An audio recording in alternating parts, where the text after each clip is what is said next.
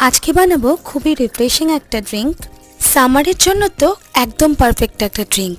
তো কিছুই না, প্রথমে আমি এখানে 1 থেকে 1.5 ইঞ্চির 4টে আমাদার টুকরো নিয়ে নিয়েছি। তারপর ওর মধ্যে ছোট চামচ আর 1 চামচ গোটা জিরে, গন্ধরাজ লেবুর জেস্ট নিয়ে নিয়েছি কিছুটা, 2 চা চামচ চিনি, 1 প্যাকেট জলজিরা আর 1 চা চামচ ব্ল্যাক সল্ট। এবার এই সমস্ত কিছুর একটা পেস্ট তৈরি করে নেব। পেস্টটা তৈরি করার সময় 1 টেবিল চামচ গন্ধরাজ লেবুর রস আর কিছুটা জলও দিয়েছিলাম।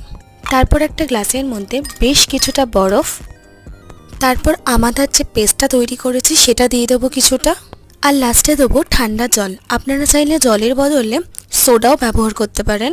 আমাদের পেস্টটাকে ফ্রিজে 4 থেকে 5 দিনের জন্য এয়ারটাইট কন্টেনারে করে স্টোর করতে পারেন।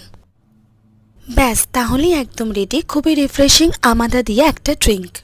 রেসিপিটা ভালো লাগলে অবশ্যই like, comment, share and subscribe.